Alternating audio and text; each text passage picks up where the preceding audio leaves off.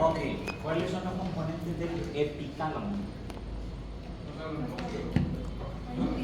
¿Dónde lo pongo ustedes?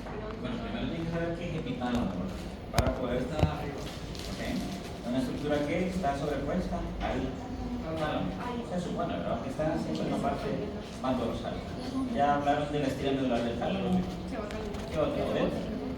Ah, manita.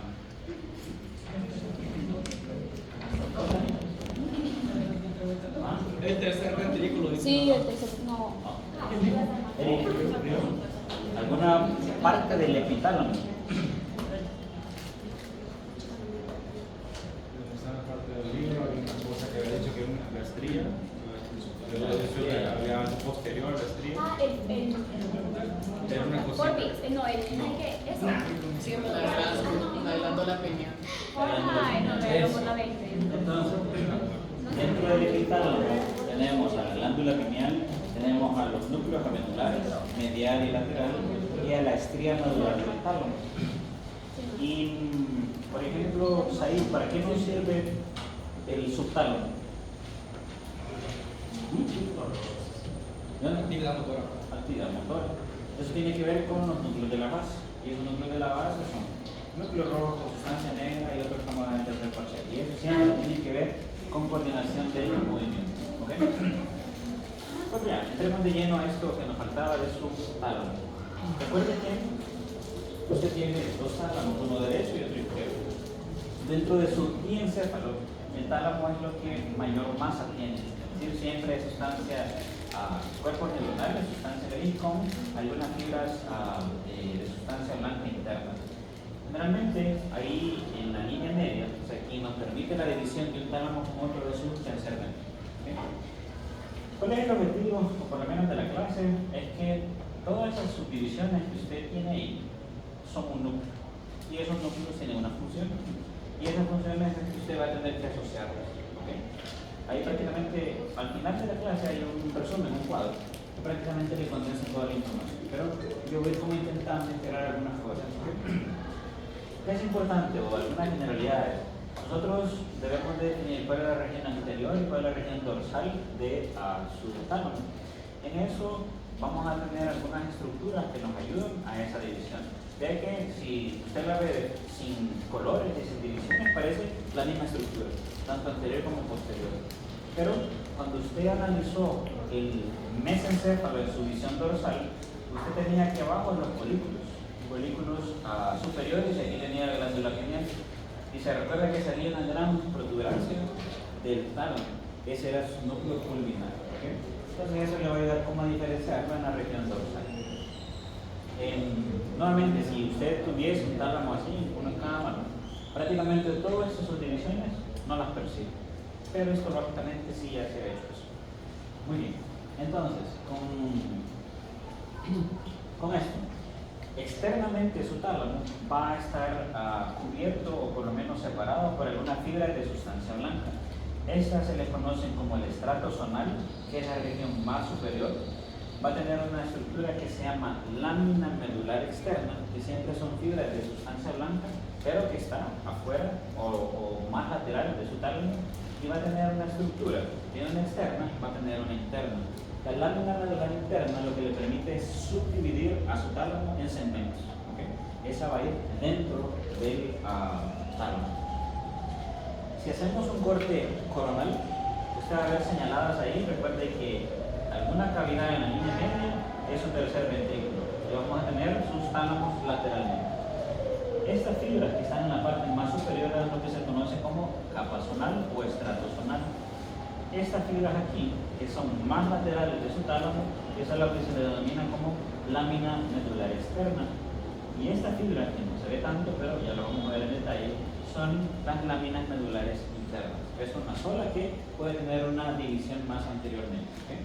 Entonces eso nos va a permitir hacer esa separación. Recuerde que en este segmento, solo lo que está más lateral hacia su tálamo es la lámina medular externa, porque usted tiene fibras que bajan por acá. Esas fibras vienen desde la corteza frontal o de cualquier región, sobre todo el músculo motor, y van a descender y van a pasar por acá. ¿Se recuerda cómo se llaman esas fibras que pasan por acá? ¿No? Lateralmente, es la cápsula interna. ¿Okay? Primero formado, ahí se tienen que recordar ustedes fascículo corticoespinal, cápsula, corona radiada, cápsula interna y después descender hacia el tallo encefálico. ¿Okay? Si tienen la visión dorsal, aquí tienen mesencéfalo, folículos inferiores, superiores, glándula pineal y tiene una cavidad. Esa cavidad es tercer ventrículo, por consiguiente, toda más alrededor del nervio lateral va a ser su tálamo. ¿Okay?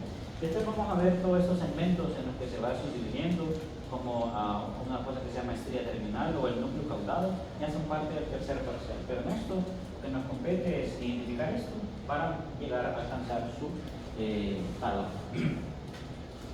Esta división, aunque es muy simple, es importante en el hecho de que su tálamo como tal, usted lo puede segmentar en una parte anterior, en una parte medial y en una parte lateral. La característica de esa parte lateral es que usted puede subdividirlo y es la única que puede hacer esa subdivisión. ¿En qué? En una hilera dorsal, en una parte ventral. Eso es como que tuviera el pie, siempre es el dorso y después la parte ventral. Pero eso solo lo hace en la parte más externa. Las otras no tienen ese tipo de subdivisión. ¿Okay? Es importante recordar.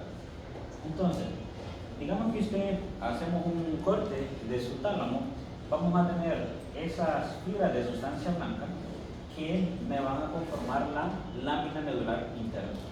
Dentro de esa lámina medular interna, incluso podemos tener grupos de neuronas, que eso se les conoce como los núcleos intralaminares. ¿Por qué? Porque se llama lámina medular interna. ¿Okay? Sí, ¿por qué es importante esto? Porque esos brazos de esta Y, como quiera denominar, esto me va a dar la parte anterior del tálamo y eso sería la región posterior. Si usted recuerda, nosotros podemos dividir medialmente y lateralmente a su tálamo. Si yo le pongo divisiones aquí, usted va a definirme que esto es la región, ¿qué? ¿Medial o lateral? Lateral, porque es la que se subdivide. Por lo tanto, aquí estaríamos para el tercer ventrículo.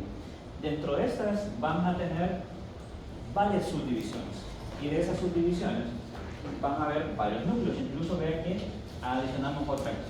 Por lo menos aquí le voy a dejar las que tienen la función más definida, pero podemos hacerlo así. Este núcleo anterior, en otros textos usted lo encuentra como área o región anterior que está entre los brazos de la lámina medular interna. Tenemos este núcleo que se va a denominar, recuerde que usted tiene una región superior del tálamo y otra región inferior. Aquí lo que estamos, por lo menos en este esquema, definiendo esta parte, es como la pancita del tálamo, la parte más inferior. ¿Okay? Y eso se le conoce como el núcleo ventral anterior. Este va a ser el núcleo ventral lateral. Y estos van a ser, ya se lo digo todo, pero van a ser los dos que hemos mencionado de alguna forma. El núcleo ventral posterolateral, el núcleo ventral posteromedial. Vean que aquí ya va teniendo una lógica, porque este es medial y este es lateral. ¿Okay? Obviamente podemos adicionar otros, como el núcleo pulminar, que es la región más posterior de su tálamo, y aquí algunos núcleos que también ya los hemos mencionado, el núcleo geniculado medial y el lateral, por sus posiciones en sus dos segmentos. Obviamente aquí solo le estoy dando la parte inferior, pero usted tiene otra en la región dorsal, que más adelante se lo puede identificar. Pero estos son los que tienen funciones más definidas y son los que también tienen una mayor relevancia clínica. Yo le describí esto, pero usted también tiene este núcleo medial. Y ese núcleo medial incluso puede tener algunos subnúcleos dentro. ¿Okay? Muy bien. Nuevamente, le voy repitiendo, esta es la lámina medular interna con sus brazos y esto me permite identificar la región anterior. Esta es la parte medial y esta es la región lateral. ¿Okay? Y esta sería la adherencia intertalámica con el tercer ventrículo en esta zona. Incluso dentro de estos, usted va viendo que cada uno tiene unas letras, algunas iniciales, y eso es el nombre de cada uno de los núcleos que vamos a intentar describir. ¿Okay? ¿Qué más con esto? Ve que dentro de esa lámina medular interna, yo le mencioné que hay unos núcleos que se llaman intralaminares, y esos están dentro, incluso aquí otro, aquí otro, aquí otro. No tienen como un tamaño bien definido, pueden ser variantes, ¿okay? Unos de mayor y otros de menor. Esos son los núcleos intralaminares para poder describirse. Creo que en esta imagen le puede ayudar bastante en cuanto a, primero, la identificación de todos y otro, en la ubicación de cada uno de sus tálamos. Vea, aquí están las siglas de cada uno. Primero, lo importante es identificar la lámina medular interna que me orienta. Aquí está la región anterior, esta es la región medial y esta es la región lateral. Dentro de esta región lateral, usted tiene la parte dorsal y esta es la parte ventral que le describí en esos círculos. Que a eso se refería con esa región. Nuevamente, en la parte más posterior que usted tiene en su pulminar están los cuerpos geniculados, tanto el lateral como el medial. Eso ya lo hemos analizado internamente. Si usted hace un corte a través de su tálamo, usted puede identificar nuevamente la región hacia la línea media, los núcleos mediales, la lámina medular interna con sus núcleos interlaminares y esta porción. Vea que aquí tiene el lateral posterior, que es este aquí, y como está más para atrás en este corte, aquí ya le permite la identificación del núcleo ventral posterolateral y el núcleo ventral posteromedial. ¿Qué otra cosa tiene que resaltar aquí? Y si usted tiene la lámina medular interna, usted va a tener otra lámina medular externa. Y después de ahí, usted tiene este núcleo, que ese núcleo es relevante, es el núcleo reticular. ¿Okay? Ese núcleo reticular, por acá, lo que va a encontrar son fibras de la cápsula interna, que van a ir descendiendo. El objetivo ahora es definir para qué le sirve cada cosa de eso. Y eso, ahí es como escribe. En la región anterior, es el núcleo que está entre los brazos de la lámina medular interna, en la Y, en la parte más superior. Se ha visto que si usted hace un circuito desde el lóbulo temporal, usted tiene el hipocampo, tiene una profundidad, va a salir una estructura que se llama fornix. Ese fornix va a pasar por su hipotálamo hasta llegar a los cuerpos mamilares. ¿Se recuerdan de los cuerpos mamilares? ¿Para qué servían los cuerpos mamilares? Para memoria. Entonces, de los cuerpos mamilares, los mamilares son de su hipotálamo, pero una vez que está en los cuerpos mamilares se va para el tálamo. Por eso hay un tracto que se llama tracto mamilotalámico. Todo eso, circuito que le mencioné es únicamente para decirle que al final la parte anterior va a servir para memoria. ¿Okay? Porque ella menciona que para esto que se llama tono emocional, que tono emocional tal vez lo más característico es cambios en cuanto a sus sentimientos, si hay ira, si hay enojo, si hay depresión, si hay ansiedad, todo eso puede estar influenciado incluso por ese segmento. Vean que eso es solo una parte de todo el circuito, no quiere decir que solo porque se relacionó el núcleo anterior usted ya va a tener, pero sí puede influir en eso. ¿Okay?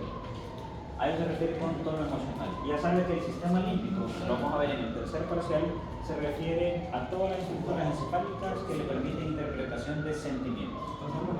Entonces, este es el núcleo anterior.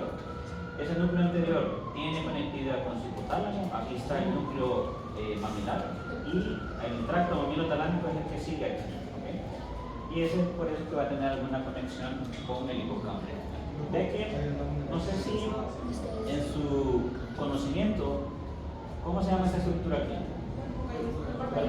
¿Y es lo que está en amarillo?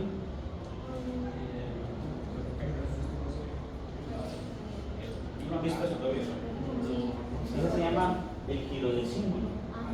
Este aquí. Entonces, ese giro del cíngulo es una parte importante del sistema límbico. Y sistema límbico es emociones. Por eso es que aquí usted ve una conectividad entre esta y esta. Por eso, al final, cuando se le adjudique a la área anterior o el núcleo anterior, participan en tono emocional y memoria reciente, ¿okay? Por su conexión con su hipocampo. Al final es lo que le va a tocar a usted. Tener ese núcleo, obviamente identificar dónde está y después definir su función. Estas imágenes, cuando usted las va interpretando, lo que significa es que esto que está en color son las áreas con que tiene asociación.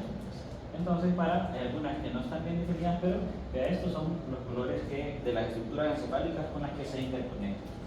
Cuando hablamos de la parte medial de su tálamo, hay un núcleo que se conoce como dorso medial porque está arriba y en la línea media. Este va a tener función o conexión bidireccional con esta estructura. Recuerden que este es el lóbulo frontal, aquí la parte del temporal y la región occipital. ¿Para qué le sirve a usted esta zona? ¿Para qué la anda ahí en su encéfalo? ¿Cómo? Sí está. Para el habla. Pero exactamente la prefrontal. En el frontal está el habla, sí, pero más atrás. El movimiento. Función motora está en el homúnculo motor que está más atrás. Pero la corteza prefrontal, No es de comportamiento. comportamiento, personalidad, juicio, todo eso. Razonamiento. Exacto. Entonces, vea que esto del núcleo dorsomedial se interconecta con esa parte. Obviamente, no es solo con eso. Puede tener, aquí no está teñido, pero o pintado, pero tiene asociación con los núcleos hipotalámicos, que eso lo vamos a ver mañana, y con mismos grupos de tálamo. Es decir, que dentro de esto yo me puedo conectar con varios internamente. Si le toca definir para qué le sirve esa parte medial, eso que está en azul, usted puede definir eso, que va a información somática, es decir, información estereoceptiva, para información visceral, olfatoria y las que vienen por el sistema límbico, sensaciones emocionales. ¿Okay? Ahí hay dos núcleos, uno que se llama dorsomedial y uno medial, y ambos van a participar en ese sentido. Muy bien. Nuevamente la conexión que tiene esta región, que está la línea media, va a irse con su hipotálamo, con la corteza, incluso una porción del ciclo para las emociones. Vamos a ir conformando prácticamente los núcleos de su tálamo.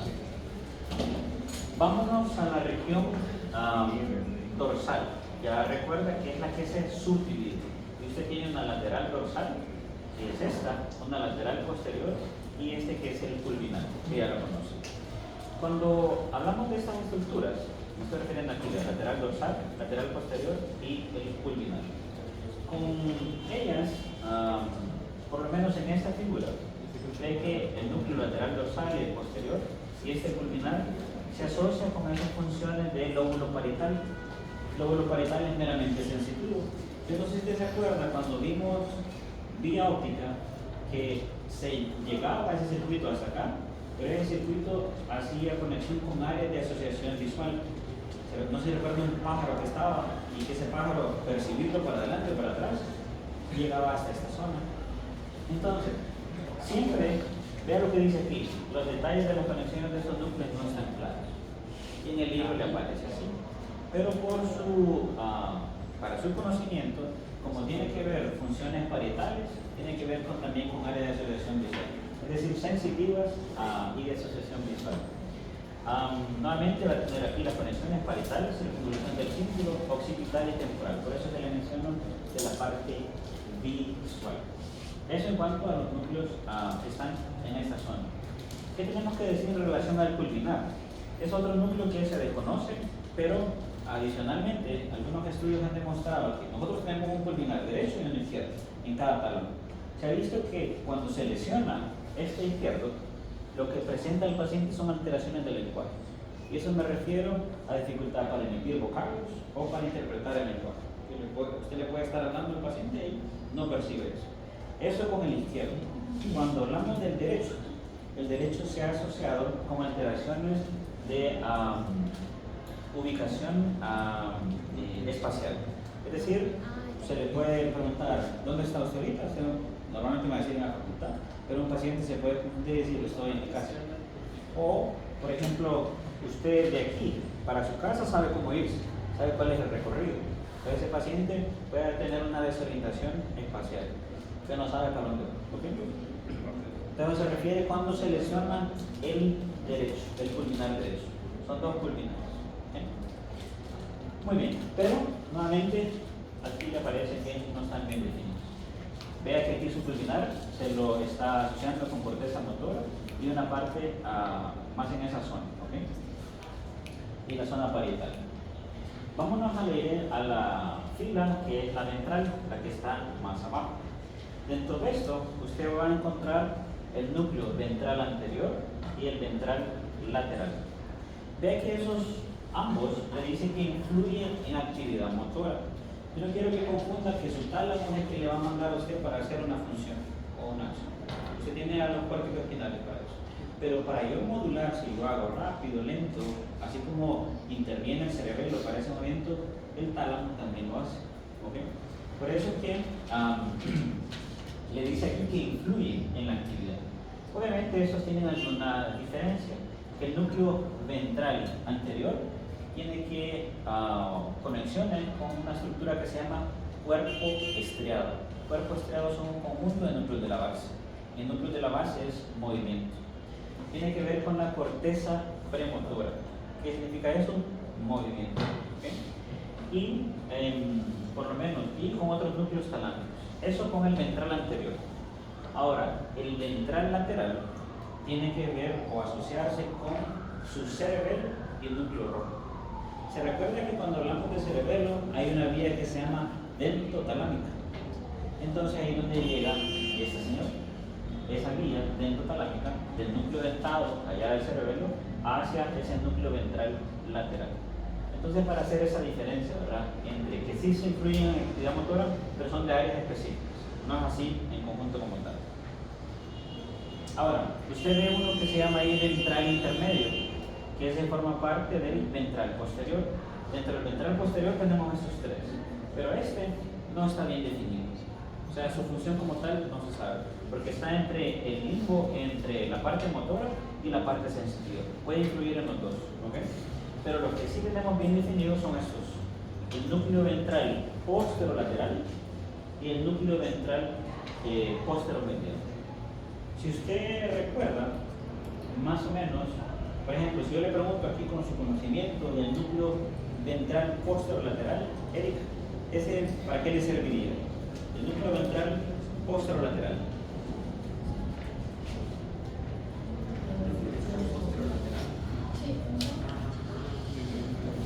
¿Alguna idea?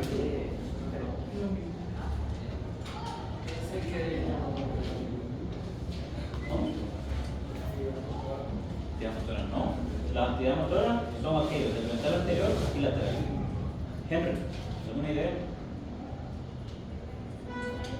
Bueno, propiocepción. Y eso viene por grasa y coliforme. ¿Okay? ¿Qué otra función? Tacto.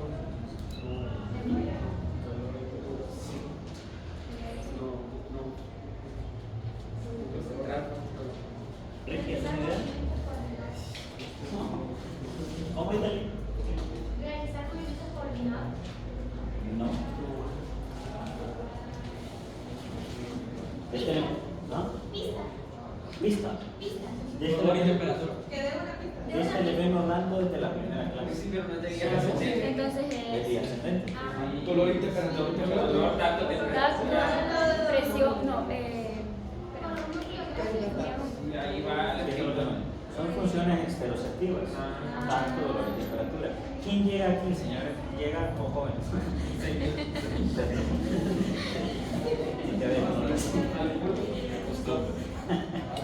¿Quién llega aquí? Todos los fascículos ascendentes. Espino talámico lateral, espino talámico grasa, a través del endisco medial. Entonces, todo eso que hablamos hace tiempo llegaba ahí, en ese corte, en esta parte, ventral posterolateral. Y este, ¿ah? Bueno, para eso, para que integremos, ¿va? Pero, y el otro, este es el núcleo ventral posteromedial. Para las vías descendentes. Tiene que ver con la luz del cuerpo. A ver, pero también está la par de la otra. Está la par de la otra. ¿Ok? Entonces, vean, tiene el ventral posteromedial y el posterolateral, vías sensitivas, ascendentes, y este también participa en alguna sensibilidad, pero es más específica. Si usted se recuerda cuando hablamos del trigémino, para hablar del lentisco trigeminal, él tiene sus fibras que vienen del espinal, del trigémino, para formar el fascículo ventral, y los que vienen del sensitivo principal para formar el fascículo trigeminal dorsal. Cuando se unen, llegan al tálamo, pero al tálamo llegan específicamente a este punto, al ventral posteromedial. Por eso es que sirve para las funciones gustativas y trigeminales, es decir, sensibilidad estereoceptiva de la cara. Eso está aquí, Juan. Ventral posteromedial, trigeminales y gustativos, y el lateral para estos lentiscos, medial y espinal. Ya está ahí en la. Muy bien. ¿Qué más? Nuevamente para identificarlo, vea que todo esto es ventral posterior. De forma general esto es anterior, esto es lateral y esto es posterior. Solo que ese se divide en un intermedio, ese no sabemos la función, ventral posterior lateral. Para usted identificar bien este, tiene que hacer este corte. Porque esta sabe que este es lateral y este es medial. ¿Okay? Para poder por lo menos tridimensionalmente identificar. Ahora, nosotros podemos, dentro de esos núcleos del tálamo, poder identificar otros, o que se conocen como núcleos intralaminares, que son los que están dentro de la lámina medular interna, en esta estructura. Vean las funciones que hay ahí. Dice que se asocia con una formación reticular.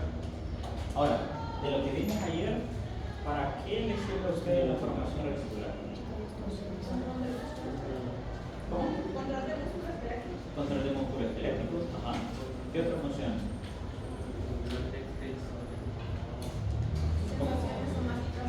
Usted dijo que era la conciencia. Exacto, uno quiere la influencia sobre la conciencia. ¿Procede otra? Okay. Eso es vigilia también. Sobre el ciclo de sueño y vigilia. Control autonómico. Okay. Control endocrinológico. Respiración visceral. Eso es respiración visceral. Entonces, todas esas funciones, ¿sí? Eso también involucraría poder ayudar a mantener el tono muscular. Porque llega, recuerda que tiene el fascículo retículo espinal y ese va a hacer influencia sobre el tono muscular, o sea, los núcleos precerebrosos. Entonces, esto, cuando se le consulte sobre la vía, es decir, sobre los núcleos interlaminares, usted me puede decir que tiene funciones asociadas con la formación reticular. Mi formación reticular es mucha función, ¿ok? Pero se encapsulan dentro de ellos.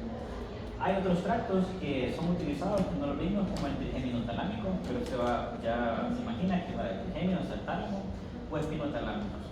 Este cuerpo estriado lo vamos a ver en el tercer parcial, que es lo que le digo que es núcleo de la base, y eso es movimiento. Si le toca consignar cuál es la función de los núcleos interlaminares, niveles de conciencia y estado de alerta de un individuo, asociado con formación reticular. ¿Okay? Eso es para estos señores, esto que está aquí. ¿Okay? Muy bien, ¿qué otro podemos describir? Bueno, esta es la imagen de la conciencia y la señora que se asustó aquí por allá. Pero son estos núcleos que están en la lámina medular interna. Núcleos de la línea media. No confundirlo con la parte medial. Usted tiene la parte lateral, la lámina medular interna, la parte medial e incluso otros específicamente en la línea media. ¿Okay? Es un grupo diferente. Pero vea que nuevamente sus funciones aquí precisas se desconocen. Pero yo le puedo ya informar que siempre tiene que ver con la formación reticular. Y eso sería lo mismo, es decir, que tanto los interlaminares como los de la línea media tienen funciones asociadas con la formación reticular. Son dos teniendo ese mismo tipo de funciones. ¿Dónde más o menos lo encontraría? De aquí la lámina medular interna, esta es la área anterior, este es el núcleo dorsal medial, abajo tiene el medial, exactamente que están prácticamente junto al tercer ventrículo, son estos puntos. No son tan distinguibles, así superficialmente, pero histológicamente ahí están. Se llaman núcleos de la línea media. Este núcleo es importante, que se le conoce como reticular. Usted sabe que él está en la parte más externa de su tálamo, prácticamente entre la lámina medular externa y el brazo posterior de la cápsula interna. Nosotros siempre hemos intentado ver cómo el tálamo trabaja y el tálamo no es alguien autonómico, es decir, alguien tiene que controlarlo o modularlo. Y eso que se hace es que la corteza encefálica manda fibras hacia el núcleo reticular y ese núcleo reticular manda fibras dentro del tálamo para poder controlar sus actividades. ¿Okay? Es una interconexión entre todo eso. Entonces, el núcleo reticular va a intentar regular la actividad talámica.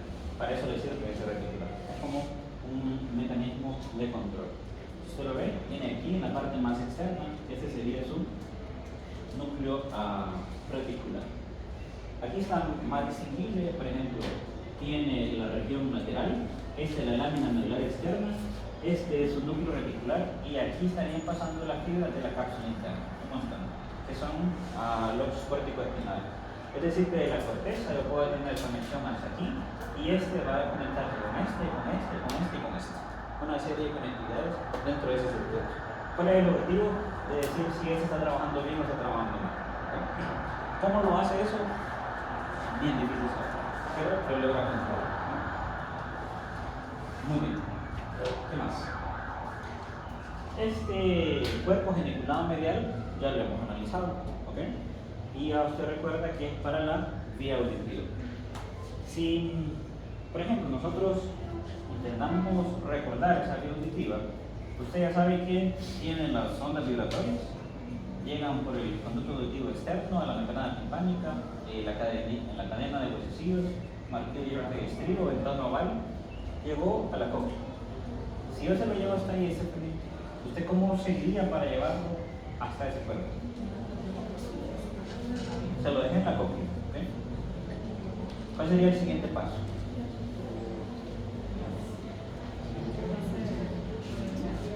Me estoy refiriendo a la estructura, pero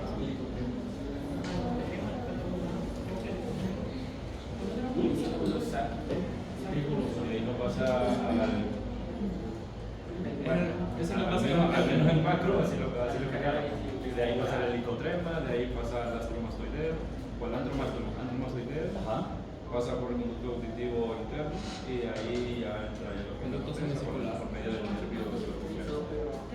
¿Quién recibe? Bueno, sí, la Ese no es lo mismo que el recorrido de los sonoros. o sea, usted me dijo dentro de la misma cóclea todo el recorrido que puede hacer, ¿ok? Ya sabe que tiene la endolinfa, que va a hacer alguna movilidad en el pero teniéndoselo yo ahí, ¿cuál sería el paso inicial para que usted me pueda transmitir esa onda vibratoria y que va a llegar hasta la corteza? Me estoy refiriendo a los puntos en los jabones en todo el circuito. ¿José?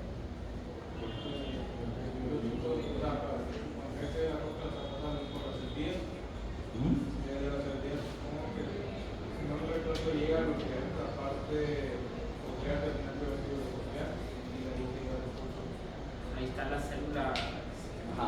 Identificamos. ¿Cómo se llaman las células? Ciliada. Las células ciliadas reaccionan entre ellas. Y Luego mueven mandan- los huesitos. Sí, los mesenterocidios y mandan lo que es el polarizan y despolarizan. Ajá. Ok. Llegó, activó la célula ciliada. Y van hacia atrás. No, se moría. Si están células ciliadas y la endolinfa mismo y activó eso del órgano de Corti, el órgano de Corti hizo la transducción a través de la misma célula. Si ya lo tiene ahí, ¿qué es lo que sigue? Al nervio. Entonces, manda axones, ¿cierto? Manda axones. Va a hacer la despolarización y, El nervio coclear. ok, nervio coclear. Después, ¿a dónde pasa? En el vestíbulo. No. ¿Ah? Ya lo tenemos se recuerda que esos axones van a hacer una competencia para llegar a un ganglio que se llama ganglio coclear o de corte. De ahí, ¿para dónde vamos a agarrar?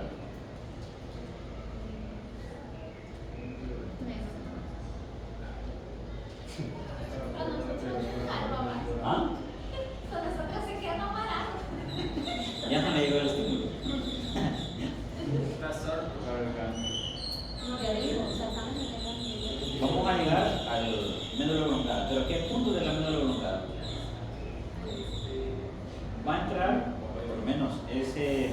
Vea que cuando usted me dice nervio vestíbulo coclear, usted me está mezclando, porque si va por la parte vestibular, agarra tu circuito. Y en eso solo estoy agarrando vía auditiva. Entonces solo se tiene que ir por el nervio coclear. Una vez que está en el nervio coclear, entra al tallo encefálico a través del surco bulbo protuberancial. ¿Hacia qué punto? Vaya, venga.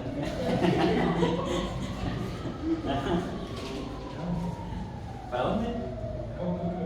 Exacto, otros núcleos que se llaman del mismo nombre. Coclear. Dorsal y ventral. Ok, llegamos al núcleo coclear. Recuerde que es una vía para el dorsal y otra para el ventral. Una vez que usted los tiene en ese punto, ¿qué sigue? Se van a la. Muy falta todavía. ¿Cómo dice? Ya los tienen en los núcleos. Falta. ¿Qué es lo que hacen unas fibras cuando llegan a un punto y quieren formar un disco? Ajá, se van hacia la línea Se media. va contra la media. ¿Y con quién hace contacto? Hace contacto con los del gobernamiento. Despacio, sí. Es que yo me estoy acordando de la foto, doctor. Exacto. Pero es que no me acuerdo del solo veo, pero no me acuerdo de las letritas. Que utilicen los cuerpos mamulares. Es que si llega un núcleo, de ahí el núcleo reacciona con otras que están ahí, y ahí lo vamos. Ya que en un punto después de los nucleares dorsales, nada. Ani, ¿no? Wendy, vos lo sabes, yo sé. Vamos, Wendy, ven. Wendy, la salvación aquí. Que manda uno para el Bueno, cerebro. Edgar, llegamos al núcleo dorsal y ventral. Esas fibras se van a ir y van a ir a una estructura que se llama cuerpo trapezoide. Ay, doctor, es ¿Qué cierto. otra estructura está al lado del cuerpo trapezoide? ¿Cómo dijo? ¿Qué otra estructura está cerca del cuerpo trapezoide? El epíteto. La oliva, el núcleo olivar superior. Una vez que yo pasé esa fibra del núcleo dorsal, el coclear dorsal y el ventral, y pasa a la línea media, ¿qué conforman?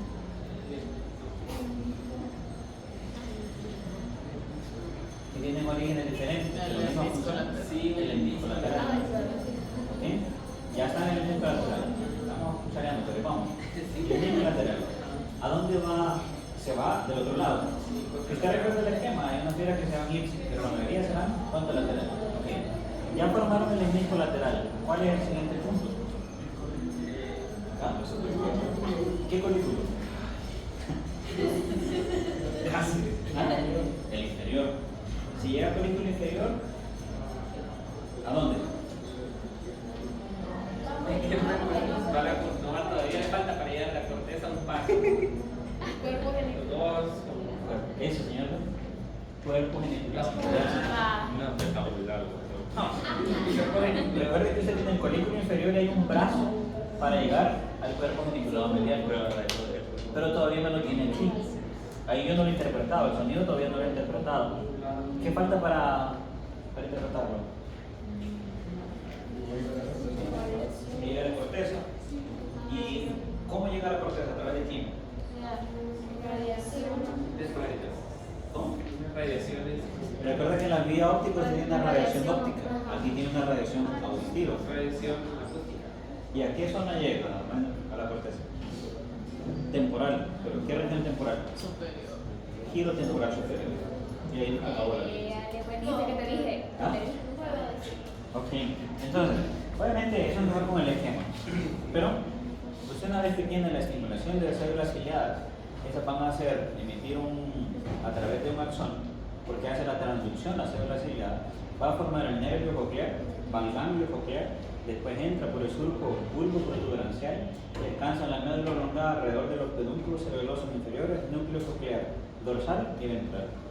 Esas fibras, si entraron por acá o entraron por acá, se van hacia la línea media y hacen contacto con el cuerpo trapezoide y núcleo olivar superior.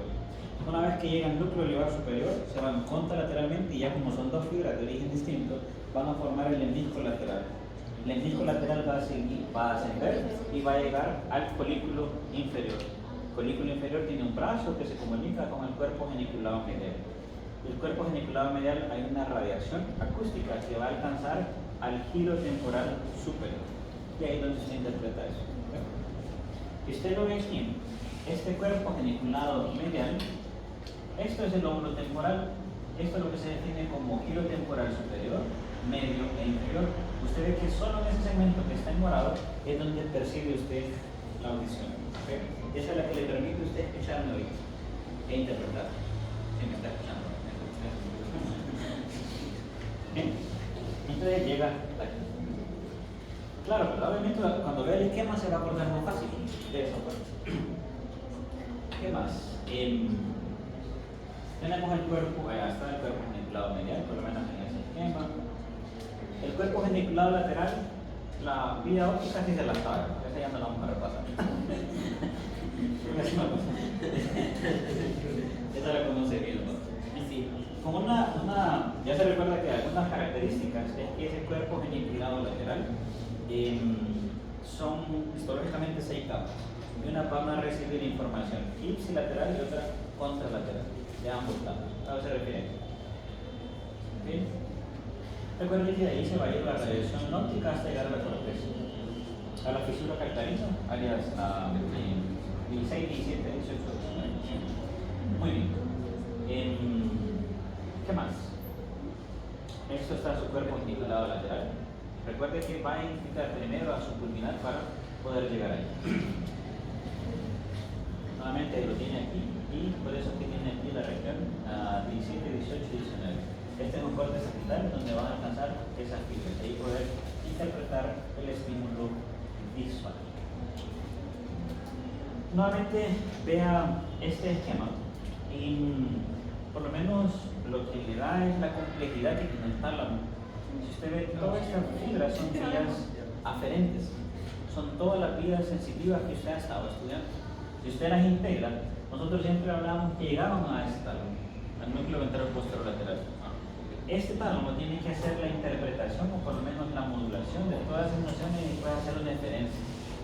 O sea, es sumamente importante la función del tálamo. Si se le daña, pues es una estructura que es bien compleja y no... A usted le gusta lo complejo de la otra vez.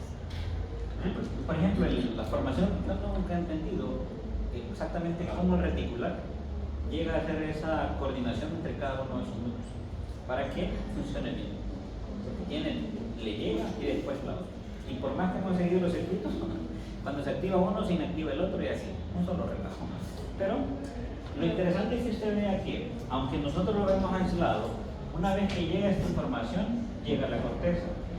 Cuando llega a la corteza, aquí puede ser influencia en la corteza parietal o en la parte frontal.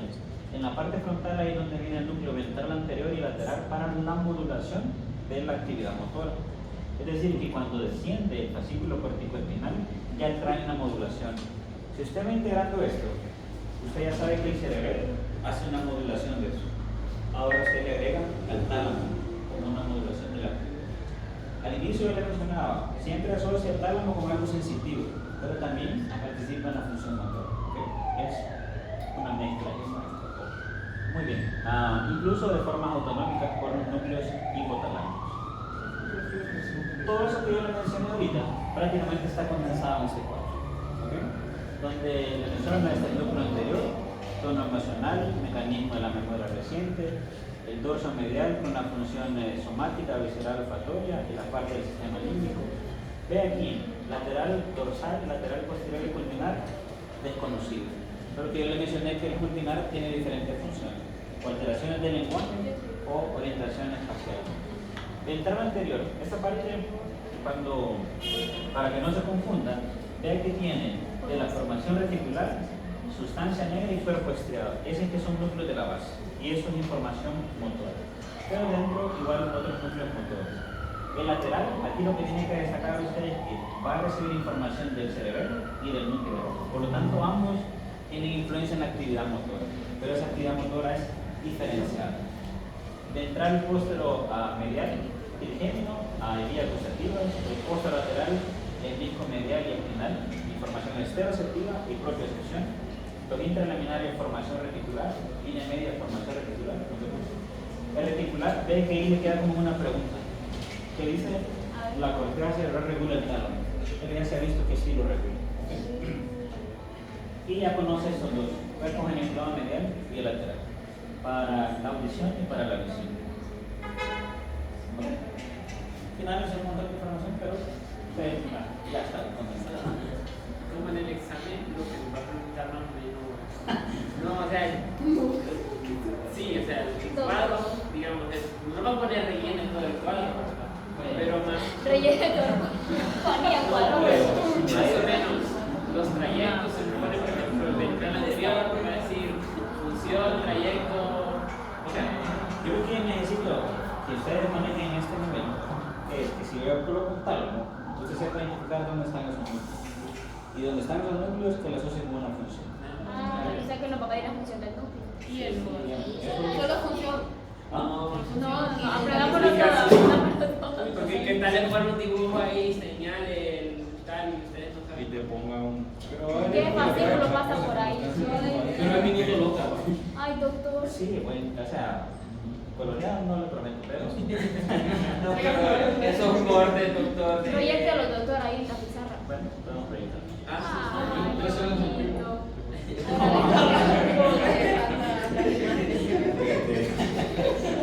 Muy bien. Esto. Bueno, esto es de la. Ya habíamos matado un rato. Sí, doctor, hoy vi una rata muerta en la calle, solo usted me acordé. Para estudiar, Lo dije. para estudiar. Como lo que se pareció el doctor que... Entonces, vean, yo quiero que analice esto en el sentido que hace rato que vivo. ¿Qué asociación? No, es por lo que se nos ha contado. No, ya lo soltó. No, doctor. Miren, aquí tenemos, ¿por qué les muestro esto? Porque siempre hemos, en ese afán de poder entender el tálamo, las ratas, en esta parte es una mitad del encéfalo, es un corte coronal. Estos son los núcleos del tálamo de la rata. Hay un atlas solo para eso, para la rata, ¿ok?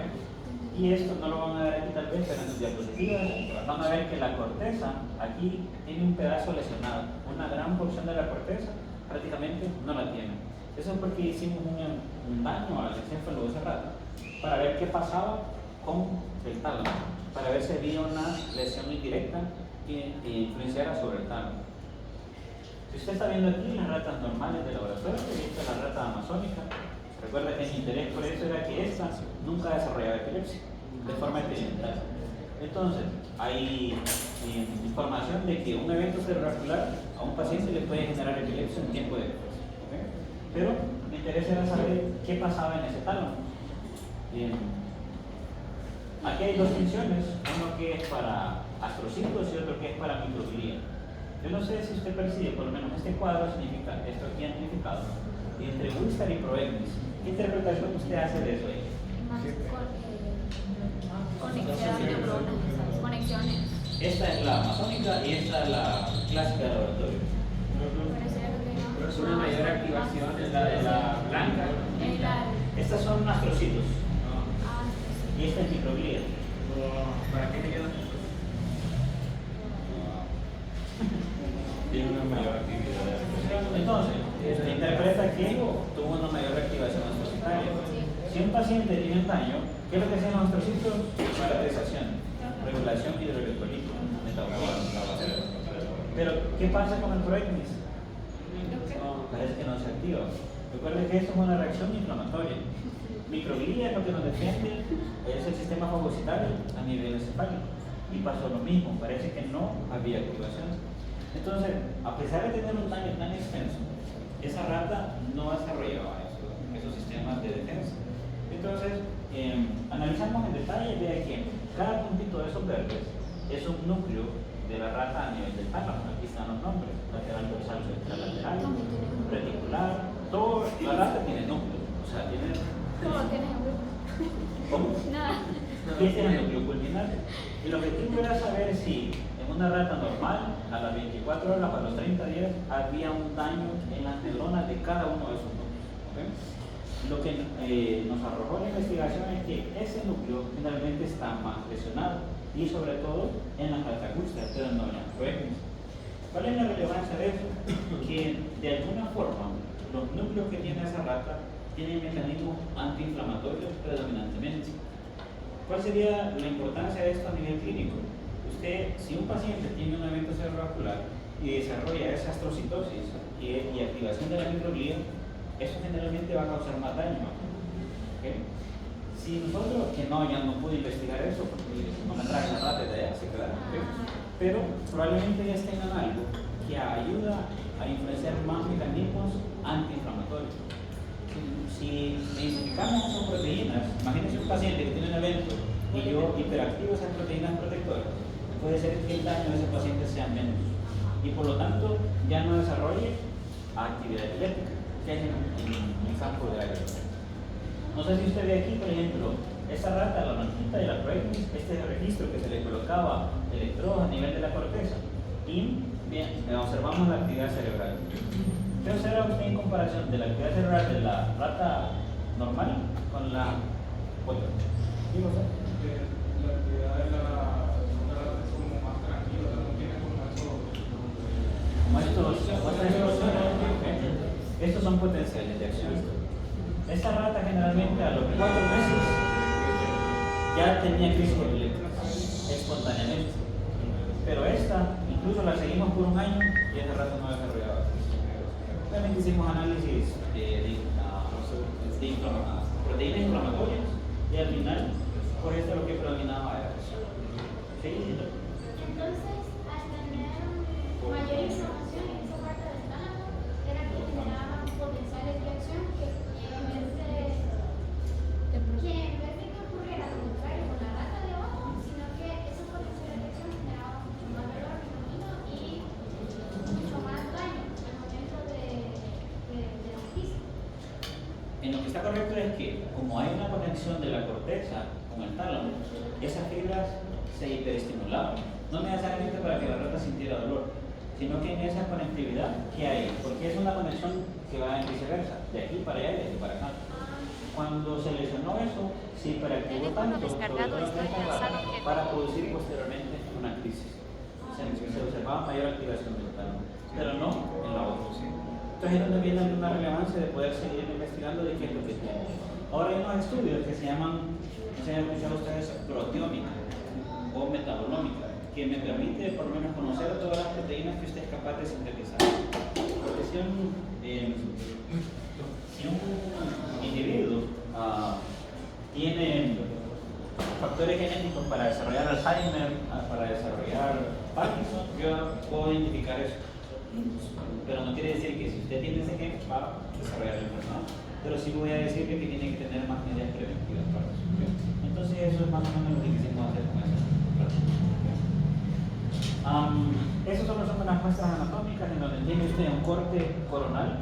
Cuando vea esto dice 14, esa es la línea donde está haciendo el corte. Y usted identifica el tercer ventrículo. Si tiene tercer ventrículo, ¿esto quién va a ser? Tálamo. No sé si consigue ver por lo menos estas partes más. Sí. No Esos más. son, en este caso es mesencéfalo, este es el núcleo rojo. Pero si nos vamos a una parte más posterior, vea que aquí estamos en 17, estamos más en la región dorsal. Esta es la parte más de mayor espesor de su fulminar, o sea, la parte más posterior. En eso, usted va a ver en su diapositiva estas dos estructuras, que son los cuerpos geniculares, uno lateral y otro medio. Eso solo para que lo vea en ese sentido. Si hacemos un corte axial de esas estructuras, esta es la región anterior y esta es la región occipital. ¿Qué es lo que va a hacer usted? Identificar en la línea media una cavidad. Si usted identifica esto, ese es tercer ventrículo, por lo tanto esto va a ser tálamo. Ahora, si yo le pregunto a usted, identifique el núcleo ventral anterior y ventral lateral ahí, es como bien complicado, ¿verdad? Porque usted no está viendo esas divisiones que yo le coloqué en los sistemas. ¿Okay? Pero usted más o menos tiene una orientación de cómo está eso. Eso obviamente tengo que darle el 9, el corte donde está. Vea que está más en la región superior. Es decir, en un corte así yo no le voy a poner a hacer eso. Tiene que ser un esquema. Porque ahí están bien claras las divisiones. Pero, muy bien. ¿Qué más? Aquí donde están señaladas es donde estarían por lo menos esos cuerpos o núcleos geniculados, laterales y mediales. Okay. Vean, aquí es un corte sagital. Estos son las cavidades de los ventrículos. Este es su tálamo. Recuerden que los ventrículos se extienden. En medio usted va a encontrar el tercero y este es el cuarto. Si usted lo ve tridimensionalmente, ahí está su tálamo. Ve la mitad, ¿verdad? Está con. Este es su tercero, que se va a comunicar con su cuarto. Para que lo vean más o menos. Ok, ahora. Imagínense un señor de 59 años que es hipertenso, diabético y fuma. ¿Cómo va a usted? Y a ese señor le tuvo como síntomas, llegó al hospital y le dieron hemiparesia del lado izquierdo, es decir, pérdida de la fuerza. ¿Okay? Va a tener parestesias, alteraciones como rodillas, alteraciones en la percepción. Alteraciones sensitivas se refieren en este caso por lo menos a actividades estereosensitivas, tacto, dolor, temperatura, percepción. Y el señor tiene aquí este temblor del lado izquierdo, ¿okay? Siempre del lado izquierdo. Veamos muy bien. No lo puse a cargar eso, lo va a apagar. Me parece debe pegar una pérdida de fuerza. Disminución de la fuerza. Recuerde que tiene hemiplegia o parálisis y tiene pareza.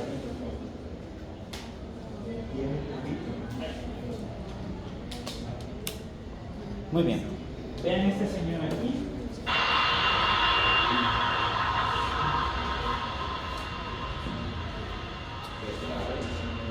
Bueno, ahí está haciendo la prueba.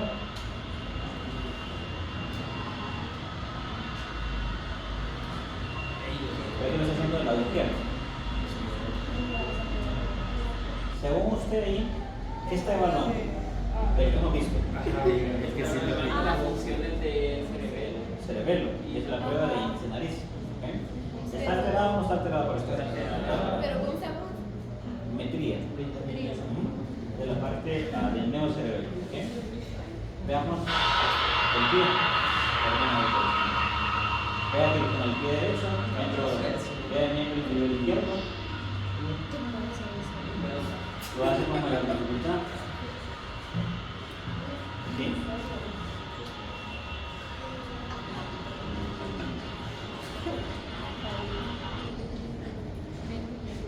Ve ahora haciendo esa prueba. Ve alguna percepción con él. Primero lo hace con el lado derecho, sin ningún problema. Ya lo va a hacer con el lado izquierdo.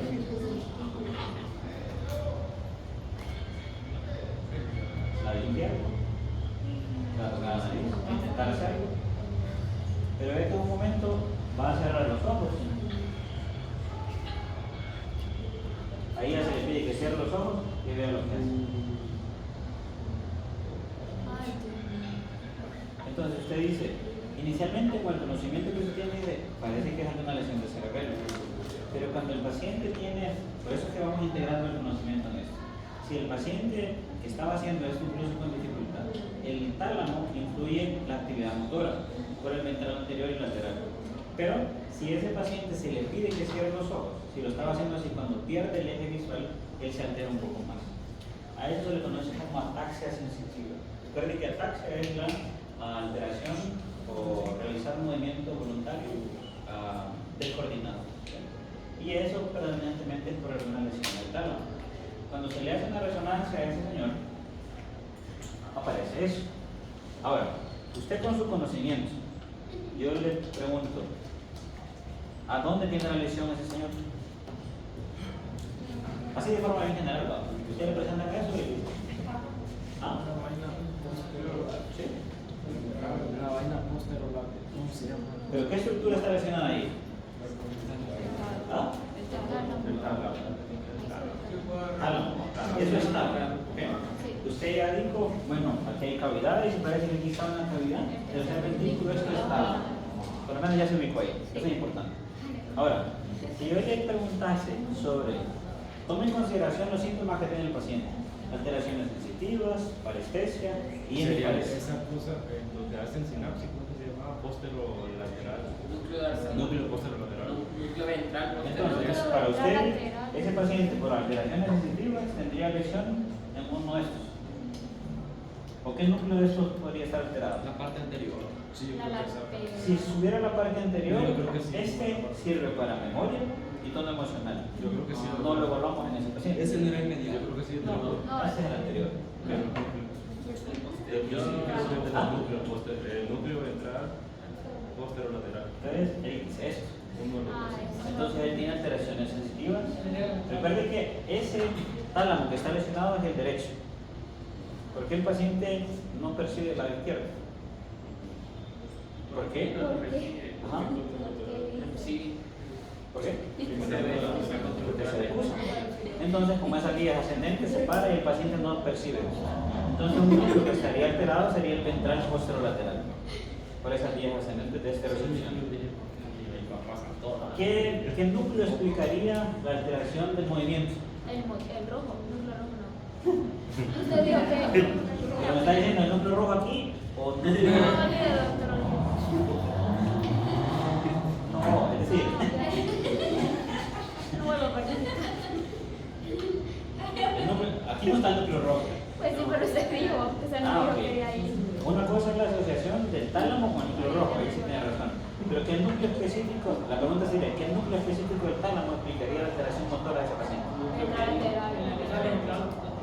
puede ser o el ventral anterior y lateral. ¿Cuál es ¿Ok? el amarillo? Este es el ventral anterior. Pero recuerde que este incluye por formación reticular, corteza premotora, cuerpo estriado, y este es por núcleo rojo y cerebelo. Ahora, el paciente tiene una disminución de la fuerza del lado izquierdo. Una cosa es que module la actividad, pero otra que disminuye la fuerza. ¿Por qué creen ustedes que estaría Porque ese síntoma? está relacionado con los usos neuromusculares. O sea, si hace fuerza, de repente si está dañado el cerebelo, podría decir, los usos neuromusculares podrían tomar eso Sí. y harían ese reflejo de... Ok, pero esa lesión explica este núcleo, el ventral lateral. ¿Ok? Pero ¿qué otra parte estaría asociada para que el paciente tenga disminución de la fuerza del otro lado del cuerpo? No es solo tálamo, tiene que integrar otras cosas. ¿Qué pasa? Occipital, la parte occipital. ¿Qué pasa por aquí? Que viene de forma descendente. El código espinal. El cuerpo espinal viene de la corteza, pasa por corona radial y después pasa por cápsula interna. Ah, la fibra de cápsula. La cápsula interna lleva fibras de fascículo corto espinal. Por eso que el paciente tiene pérdida de fuerza también del otro lado. ¿Okay? Entonces ve que aquí ya es todo un conjunto. ¿Claro con eso los síntomas del paciente? Entonces, vean que el objetivo no es solo que usted haga su resumen y diga, eso no sirve para él, sino que al final se pueda asociar en la clínica. Solo con esos síntomas, si la taxa sensitiva usted diría, eso ya no es cerebelo, parece que es tálamo. Pero sí tiene comunicación con el cerebelo, por eso es que tiene esa alteración de Y si presentan una lesión en el verde. aquí. ¿Sí? Entonces, tendríamos o alteraciones de la memoria o alteraciones en la afectividad del paciente, o ansiedad o depresión o jubilación. Que yo vi algo relacionado con el trastorno bipolar y el tálamo. Eso puede provocar el Porque son alteraciones del sistema límbico. Ok, ¿preguntas?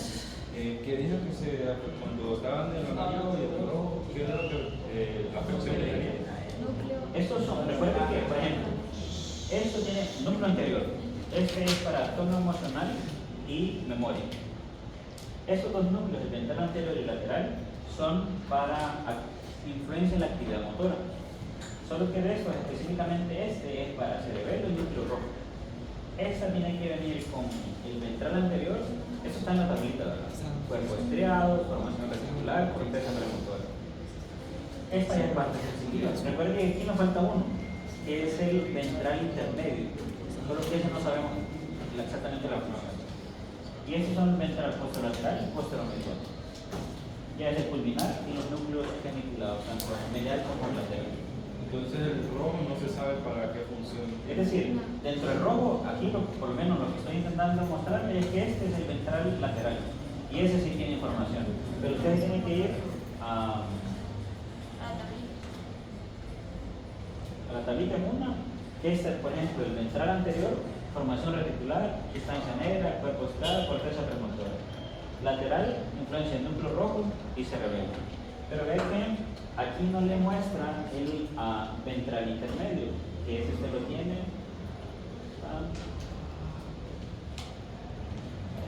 Este aquí.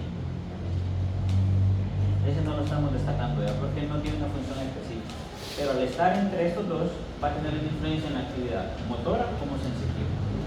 Voy a agarrar para los dos. ¿Okay? Muy bien. ¿Preguntas? Creo que, doctor, ¿Qué? como en la región anterior, el núcleo anterior está relacionado con el tono emocional, una lesión ahí no está relacionada con la impopularidad y todo eso. Sí, puede haber trastornos psiquiátricos cuando se lesiona esto. Y eso obviamente lo vamos a entender cuando veamos sistema límbico, porque trae toda una conexión allá. Si yo tuviese una lesión tan estricta del núcleo anterior, en esa área anterior, puedo tener trastornos psiquiátricos, pero no tan marcados cuando se lesionan otras partes. Okay. ¿Y qué fue ahí? Pues la síntesis de dopamina o serotonina. En este caso, pues cualquiera de los que pueden, que no es como un déficit inmediato en él. Recuerde que esos neurotransmisores están en todo el cerebro. Y usted tiene que tener alteraciones de la serotonina, tiene que tener alteraciones de la noradrenalina para funcionar de depresión, o alteraciones en el GABA para darle ansiedad y así hacerlo como bipolar. Pero si ya altera el circuito, ya ahí tiene que darle una manifestación, a pesar de que sus neurotransmisores estén equilibrados. ¿Bueno? Muy bien, vamos a parar por aquí.